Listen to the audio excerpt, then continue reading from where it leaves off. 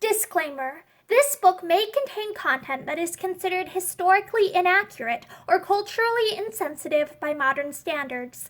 My hope is that by exploring old literature, we will better understand why people of the past thought the way that they did and understand the influences that shape their culture. This video is not intended for young audiences. Hi, I'm Morgan, and today I'm excited to read to you from Out of Door Book, which is the 7th book in a series or collection of books called The Children's Hour, which was published by Houghton Mifflin Co. in 1907. Are There People in the Moon? By Sir Robert Stawell Ball. Also, keep in mind that this was from over a century ago, so it may contain stuff that we now know to be inaccurate.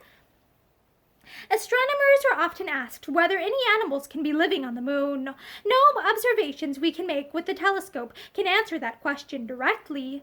There are great plains to be seen on the moon, of course, but even if there were elephants tramping over those plains, our telescopes could not show them, nor will our instruments pronounce at once whether plants or trees flourish on the moon. The mammoth trees of California are so big that a tunnel has been cut through the trunk of one large enough to give passage for a carriage and pair. Even if there were trees as big as this on the moon, they would not be visible from the most famous observatories. Let us think what we should ourselves experience if we could in some marvelous manner be transferred from the earth to its satellite and try to explore that new and wonderful country. Alas, we should find it utterly impossible to live there for an hour, or even for a minute. Troops of difficulties would immediately beset us. The very first would be the want of air. Ponder for a moment on the invariable presence of air around our own globe. Even if you climb to the top of a high mountain, or if you take a lofty voyage in a balloon, you are all the time bathed in air. It is air which supports the balloon, just as a cork is buoyed up by water. In all circumstances, we must have air to breathe, and that air is oxygen gas, and we must have oxygen incessantly supplied to our lungs to reinvigorate our blood. We require, too, that this oxygen shall be diluted with a much larger amount of nitrogen gas, for our lungs and system of circulation are adapted for abode in that particular mixture of gases which we find here.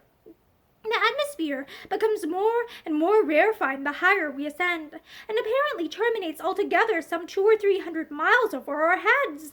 Beyond the limits of the atmosphere, it seems as if empty space would be met with all the way from the earth to the moon. We could not procure a single breath of air, and life would be, of course, impossible. Even at a height of 3 or 4 miles, respiration becomes difficult, and doubtless life could not possibly be sustained at a height of 10 miles.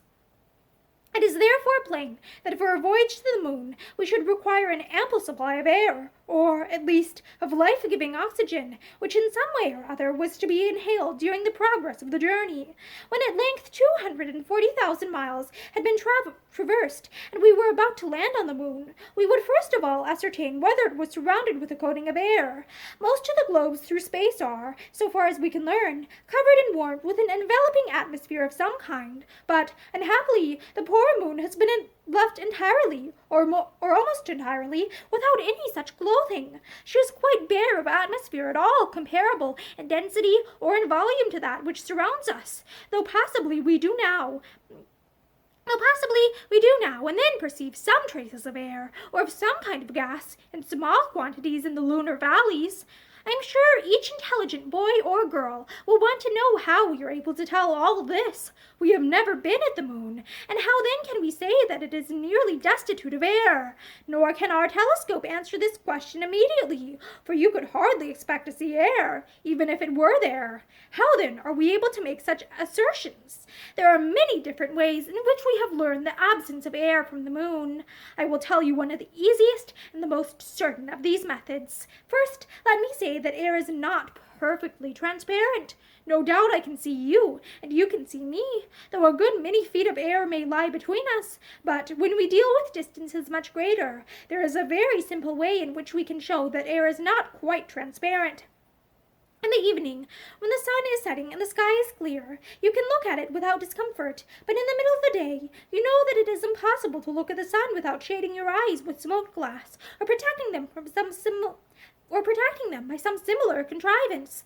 The reason is that when the sun is either setting or rising, we look at it through an immense thickness of air, which, not being perfectly transparent, stops some of the light. Thus it is that the sun in these circumstances loses its dazzling brilliancy, and we can view it without discomfort. At the seaside, you can notice the same effect in a different manner. Go out on a fine and clear night, when the stars in their thousands are glittering overhead, and then look down gradually towards the horizon, and you will find the stars becoming fainter and fainter. Indeed, even the brightest star cannot be seen when it is at the horizon, because an immense thickness of the atmosphere is not transparent. We can now state the argument by which we may prove that there is little or no air on our satellite. The moon will frequently pass between the earth and a star, and when the star is a really bright one, the observations that can be made are of great interest. Let me first describe what we actually see. The star is shining brightly until the moment when the moon eclipses it. Generally speaking, its disappearance is instantaneous, but this would not be the case if the moon were encircled with an atmosphere.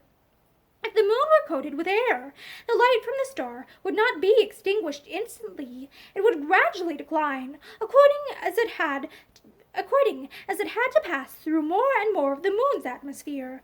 Thus you would find that the star dwindled down in brightness before the solid body of the moon had advanced far enough to shut it out. The sudden extinction of the stars demonstrates the airless state of our satellite. There would be another insuperable difficulty in adopting the moon as a residence, even supposing that you could get there. Water is absent from its surface. We have examined every part of it, and we found no evidences of seas or of oceans, of lakes or rivers. We never see anything like clouds or mists, which are, of course, only water in the vaporous form.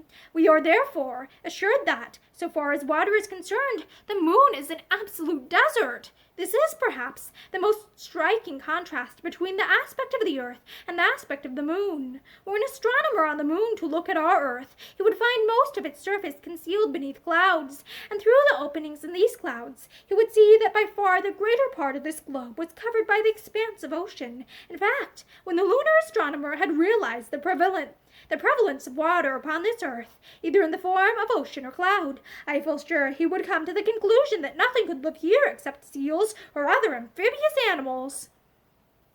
Owing to the absence of air and water, the moon would be totally disqualified for the support of life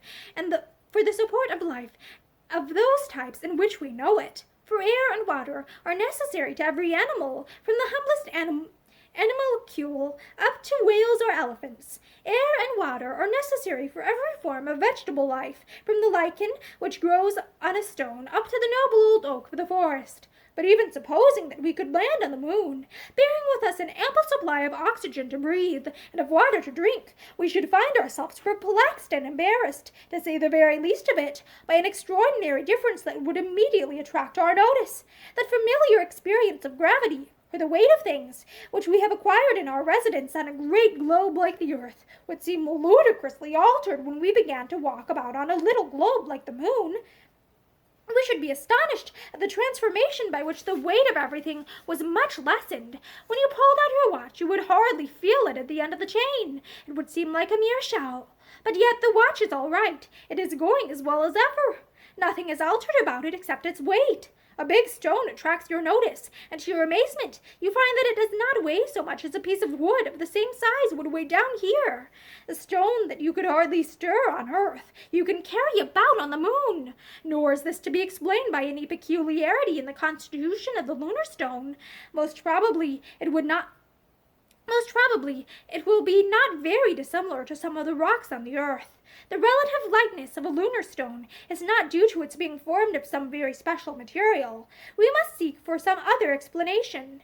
Every object on the moon would be found only 1/6 as heavy as the same object on the earth. A sturdy laborer at one of the docks can carry 1 sack of cord on his back here, and he finds that this load is as much as is convenient.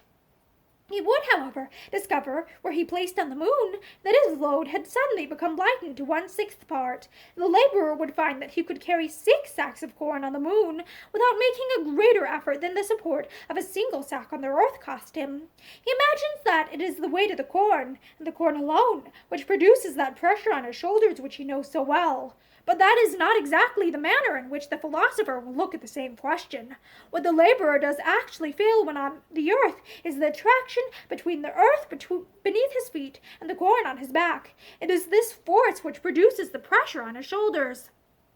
Its magnitude no doubt depends upon the quantity of corn in the sack, but it also depends on the quantity of matter on the earth beneath his feet. In fact, the forces between two attracting bodies depends upon the masses of both the attracting bodies.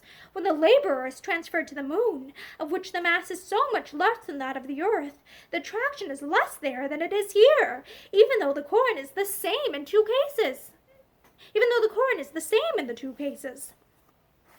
Many odd instances could be given of the extraordinary consequences of life on a world where all weights are reduced to 1/6 part. One occurred to me the other day when I saw a postman going his rounds with an amazing load of Christmas presents and parcels. I thought, how much happier must be the lot of a postman on the moon, if such functionaries are wanted there. All the presents of toys or more substantial donations might be the same as before. The only alteration would be that they would not feel nearly so heavy. A box which contains a pound of chocolate bonbons might still contain exactly the same quantity of sweetmeat on the moon, but the exertion of carrying it would be reduced to 1/6. It would only weigh as much as 2 or 3 ounces do on the earth. Our streets provide another admirable illustration of the drawbacks of our life here as compared with the facilities offered by life on the moon. I feel quite confident that no perambulators can be necessary there. I cannot indeed say that there are babies to be found on the moon, but of this I am certain, that even if the lunar babies were as plump and as sturdy as ours, they must still only weigh about 1/6 as much as ours do.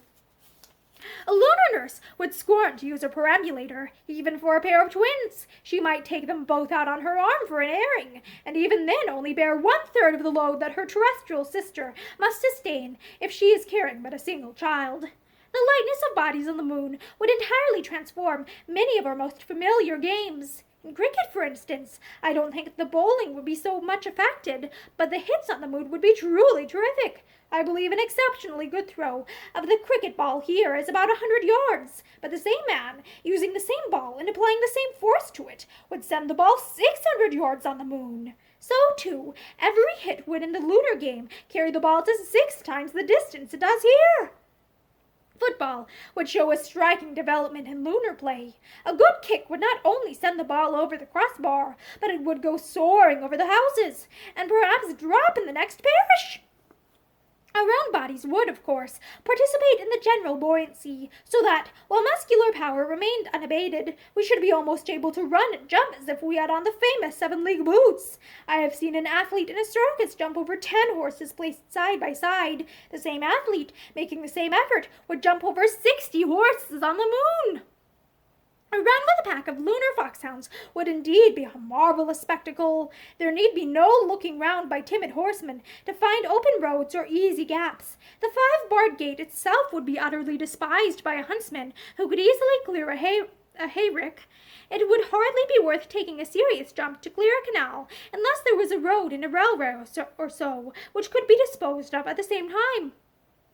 To illustrate this subject of gravitation in another way, suppose that we were to be transferred from this earth to some globe much greater than the earth, to a globe, for instance, as large and massive as the sun. We can then show that the weight of every object would be increased. Indeed, everything would weigh about 27 times as much as we find it does here. To pull out your watch would be to hoist a weight of about 5 or 6 pounds out of your pocket. Indeed, I do not see how you could draw out your watch, for even to raise your arm would be impossible. It would feel heavier by far than if it were made of solid lead. It is perhaps conceivable that you might stand upright for a moment, particularly if you had a wall to lean up against. But of this I feel certain, that if you once got down on the ground, it would be utterly out of your power to rise again.